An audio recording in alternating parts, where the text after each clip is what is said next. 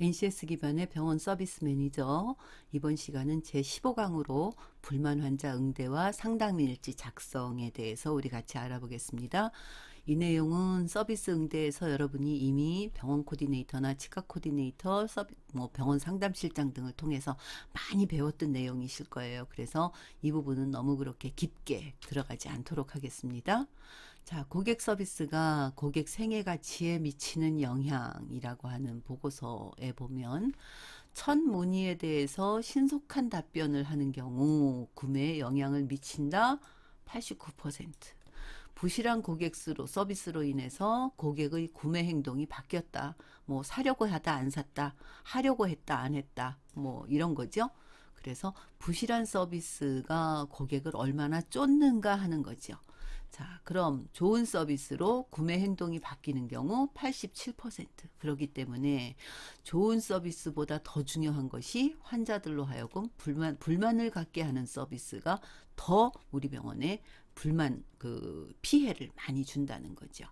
자, 부실한 고객 서비스를 경험하고 그리고 나서 2년이 지났는데도 역시 그쪽을 신뢰하지 않는다 라고 하는 것이 46%, 거의 절반이나 된다는 거예요. 즉 고객이 우리 병원에 대해서 불만을 갖거나 불평을 하거나 하는 것이 그렇게 금방 없어지지 않는다는 거죠. 환자들은 그런 경험을 2년이나 지났음에도 불구하고 늘 그들의 기억 속에 가지고 있다. 자, 그래서 긍정을 많이 생산하는 것도 굉장히 중요하지만 불만을 갖지 않게끔 관리하고 노력하는 거. 그리고 병원 서비스 매니저가 업무가 어려운 것이 바로 여기 있죠. 나 혼자 하는 것 같으면 오히려 쉬운데 다른 직원들로 하여금 고객으로 하여금 만족스러운 서비스를 제공하도록 지원하고 격려하고 관리하는 업무이기 때문에 서비스 매니저의 역할이 훨씬 더 중요합니다. 자, 고객 서비스가 고객 생애 가치에 미치는 영향을 이제 조금 더 디테일하게 봤어요. 그랬더니 이제 점점 더 고객들이 어디에 영향을 받고 있느냐, 고객 서비스에 채팅, 소셜미디어나 문자를 사용한다 라고 하는 것이 67%. 그 다음 간단한 문의를 할 때 과거처럼 전화를 하거나 이런 것들을 원하지 않고 그냥 소셜미디어를 통해서 했으면 좋겠다. 베이비붐 세대만 해도 5%밖에 안 되는데 Z세대 같은 경우에는 36%나 되죠. 자, 최근에 N세대들 같은 경우는 얼마나 더 많겠어요. 자, 그리고 뭐 병원의 질문과 응답, 그 다음에 뭐 도와주세요 라고 하는 뭐 이런 거, 그 다음에 셀프 온라인 서비스 뭐 이런 것들을 이용한다 라고 하는 비율이 98%나 돼요. 즉 이것을 통해서 우리가 알 수 있는 것들이 어떤 것들이 있습니까? 아, 이제의 환자들은 과거처럼 대면해서 무언가 내가 이야기를 하거나 불만을 표시하거나 하는 것보다는 대면보다는 뭐 채팅이나 문자를 더 선호하는구나. 그 다음에 내가 병원에 문의를 할 때 가능한 한 내가 드러나지 않게끔 하는 이런 소셜미디어를 통해서 하는 것을 더 많이 좋아하고 이런 그 증가는 점점점 늘어나는구나. 그렇다면 서비스 매니저가 우리 병원의 서비스를 잘 관리하기 위해서 제일 먼저 우리 병원의 홈페이지는 그냥 우리 병원의 위치를 알려주는 이런 홈페이지가 아니라 고객으로 하여금 우리 병원의 홈페이지에 들어와서 우리 병원에 대한 내용들을 충분히 알 수 있어야 되겠구나. 우리 병원의 SNS 페이지, 웹페이지 같은데 들어와서 휴대폰 안에서 우리 병원에 접수도 가능하고 상담도 가능하고 그 다음에 환자가 자주 묻는 질문 같은 경우 이런 경우도 가능하고 예약도 가능하고 가능한 한 온라인으로 환자들이 우리 직원과 대면하거나 통화하지 않고도 서비스를 그대로 이용할 수 있게끔 하는 것이 굉장히 중요하구나. 왜냐하면 환자들이 이런 것들을 이용하는 사람이 거의 전부라고 봐도 되는 거죠. 그렇죠? 그렇기 때문에 우리 병원의 환자들을 관리하는 여러분의 입장에서는 환자들의 변화, 고객의 패러다임이 바뀌는 거, 이런 것들을 굉장히 예민하게 여러분 살피고 그러니까 통계를 통해서 자꾸 매월 통계 여러분한테 자주 이야기하는 이유가 바로 여기 있어요. 그리고 병원마다 다르고 진료 과목마다 다르고 지역마다 다르고 하기 때문에 우리 병원에 맞는 서비스의 관리 패턴을 만들어내야만 불만을 최소화할 수 있는 거죠. 그래서 병원 서비스 매니저의 역할은 우리 병원에 좋은 고객들이 계속해서 많이 올 수 있게끔 하는 것, 그래서 불만을 최소화할 수 있게끔 하는 게 여러분의 역할입니다. 자, 첫 문의에 답변을 금방 받지 못한 경우 다른 걸 이용한다. 기다리지 않는다는 거죠. 답변을 받지 못한 경우 1시간도 기다리지 않고 다른 연락 방법을 시도한다. 그러니까 전화도 빨리 받아야 되고 SNS 문의도 빨리 회신해야 되고 하는 것이 바로 이런 거예요. 고객은 기다리는 시간을 훨씬 더 길게 느끼고 그리고 그런 것들에 대해서 불만을 많이 갖게 되는 거죠. 사람은 좋은 경험보다도 불쾌한 경험을 훨씬 더 오래 기억하고 있잖아요. 그러니까 우리가 소비자가 되었을 때를 생각해 보면 그렇게 어렵지 않게끔 고객들의 불만을 예방하거나 고객들의 불만을 수용하거나 하는 것들은 여러분이 충분히 역지사지의 마음으로 이해하실 수 있을 거라고 생각됩니다. 그런 부분들을 교육하고 관리하셔야 되죠. 자, 이제 훌륭한 서비스의 기대 수준이 점점 바뀌고 있다. 어떻게 바뀌고 있어요? 이제는 고객은 5년 전보다 고객 서비스가 더 빨라지기를 기대하고 있다. 그 다음에 고객은 이제 굉장히 다양한 옵션을 가지고 고객 서비스를 제공해 주기를 원하고 있다. 그리고 이 사람들은 직원들의 도움을 받지 않고 문제가 있을 때 직접 뭔가를 해결하려고 한다. 그래서 우리가 FAQ라든지 Q&A라든지 하는 것들을 잘 만들어 놓고 그리고 전 직원이 표준 매뉴얼을 잘 만들어서 표준 매뉴얼을 잘 관리해야 되고 우리 앞에서 했던 것처럼 고객 접점 관리가 잘 되어야 되는 이유가 바로 여기 있어요. 신입 직원이 응대를 했을 때 신입 직원이 전화나 문자나 뭐 아니면 대면 서비스 혹은 뭐 5년 10년 된 직원의 전화나 문자나 대면 서비스가 표준화되어야 되는데 그런 것들에 대해서 환자들은 점점 더 빠르고 정확하고 그리고 본인이 직접 개입하기를 원하고 있다는 거죠. 자, 불만 고객에 대한 응대 우리 앞에서도 여러 번 다뤘었죠. 제일 중요한 거 뭐라 그랬어요? 경청을 잘하는 거죠. 그리고 진심으로 사과를 하는데 이 사과에도 기술이 있죠. 그냥 죄송합니다가 아니라 왜? 전에도 말했었죠. 어떤 부분이 죄송한지를 고객이 납득이 갈 수 있게끔 여러분이 충분히 환자의 이야기를 잘 들어보면 환자가 어떤 부분 때문에 불만이 생겼는지 환자가 이야기를 하잖아요. 그럼 그 부분에서 우리 병원이나 혹은 우리 병원 직원이 잘못했던 부분들 그 부분을 딱 집어서 그 부분에 대해서 사과를 하면 되는 거죠. 자, 이 사과도 많이 연습할 필요가 있어요. 그래서 이런 불만이 이제 환자로 하여금 불만이 나왔다. 그럼 불만 노트를 만들어 놓으세요. 그래서 이러이러한 불만을 그 다음에는 어떻게 해결했는지 이 해결 노하우를 불만과 해결을 우리 병원 직원들이 역할극을 자꾸 하면서 똑같은 상황에서 똑같은 해결을 할 수 있도록 그리고 또 아주 긍정적인 경험이 있었다라고 하면 거기에 이제 긍정적인 경험을 여기다 이제 계속 매뉴얼이라고 하는 건 여러 번 이야기 드리지만 계속 추가되어야 되는 거거든요. 그래서 그런 것들을 추가해서 우리 직원들이 잘 할 수 있도록 해줘야 되겠죠. 자, 그리고 나서 문제에 대한 해결책을 때로는 고객과 같이 찾기도 하고, 자, 그러면 어떻게 도움을 드리면 좋을까요? 이런 것들이 이제 바로 고객과 같이 해결책을 찾는 방법이고요. 자, 그러세요? 그러시다면 이렇게 해드리면 어떨까요? 라고 하는 것은 병원이나 직원의 입장에서 해결책을 모색하는 방법이죠. 근데 반드시 이것이 일방적인 것이 되지 않도록 이 부분들이 병원이 일방적으로 환자에게 다른 대안을 제시하지 않도록 하는 거죠.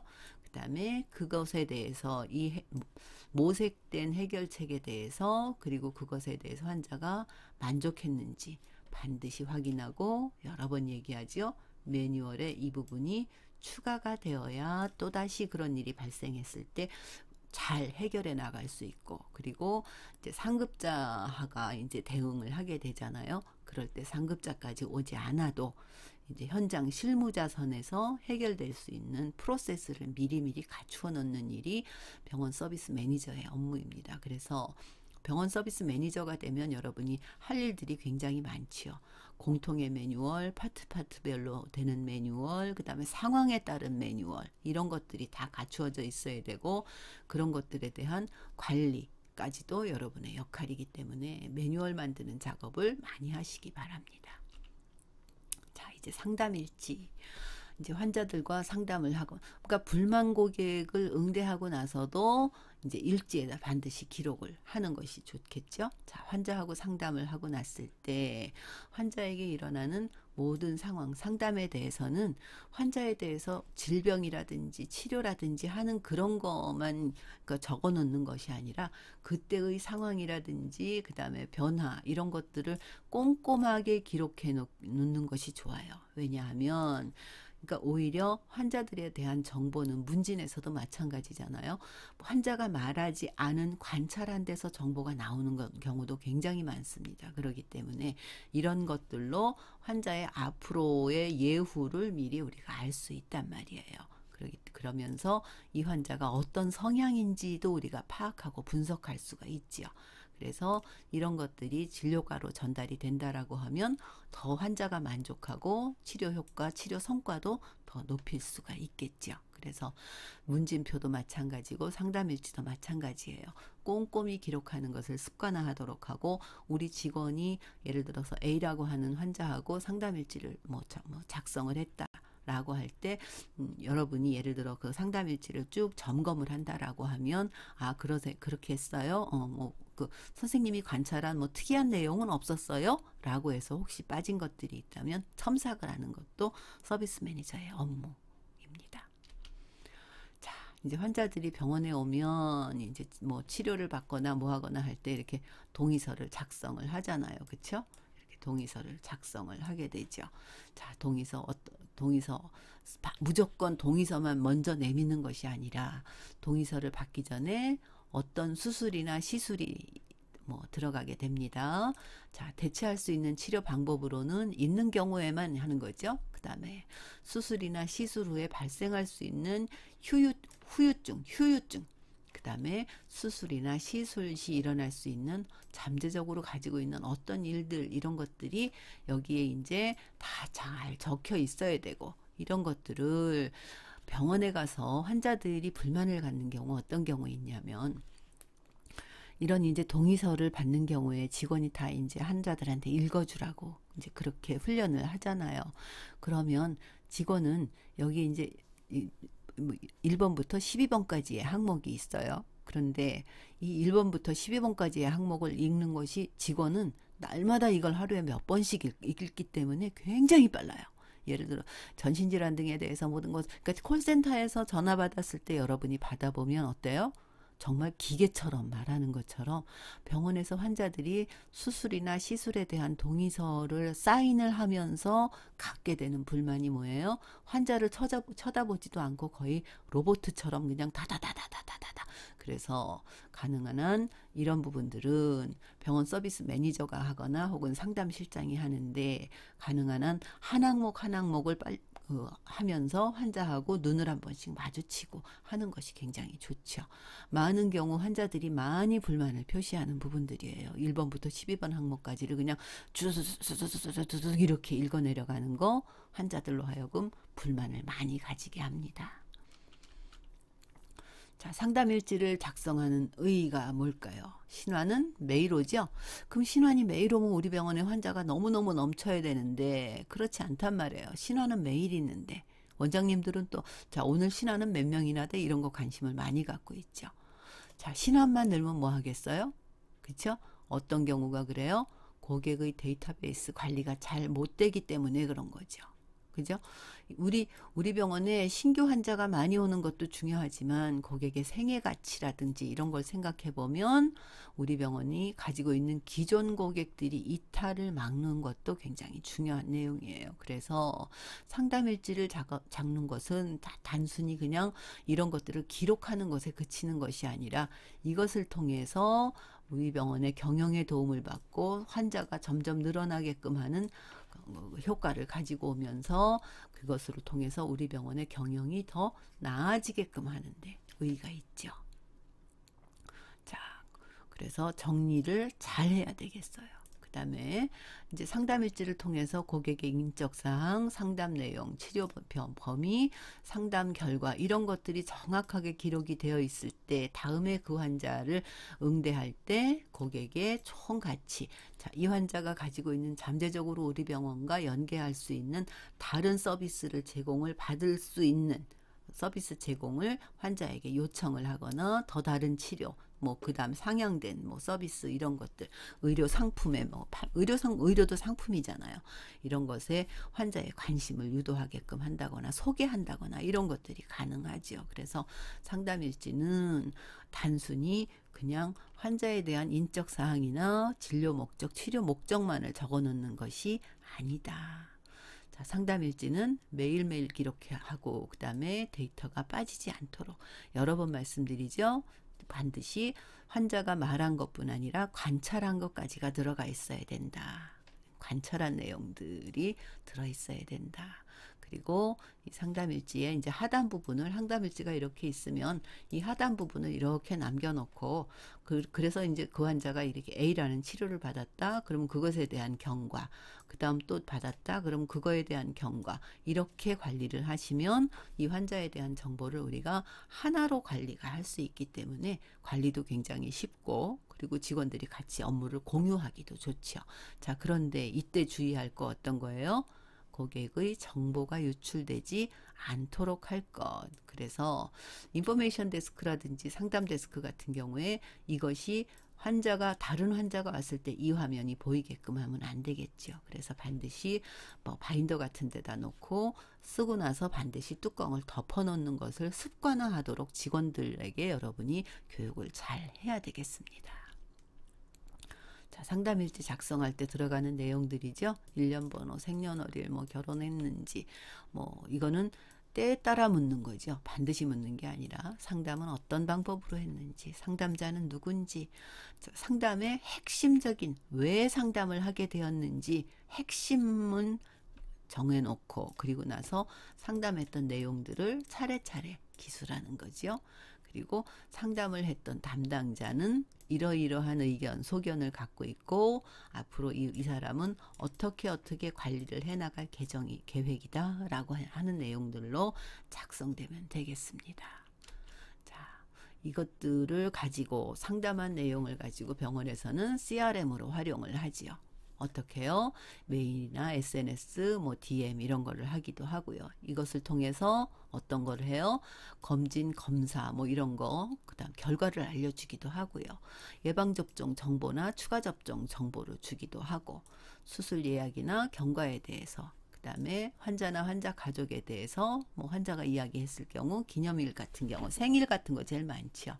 그다음에 예약 접수 상담 그다음에 계절에 따라서 그 환자가 예를 들어 뭐 특별히 뭐 호흡기적으로 문제가 있다라든지 이런 것들은 이제 고객 알림 서비스를 하면 환자들이 굉장히 반가워하지요. 이런 것들을 통해서 고객 관리가 가능하고 그리고 이제 통계 그다음에 환자 추이 이런 것들을 우리가 CRM을 통해서 전산으로 다 확인할 수 있어요. 요즘 병원 OCS 창에서 다 관리가 가능합니다.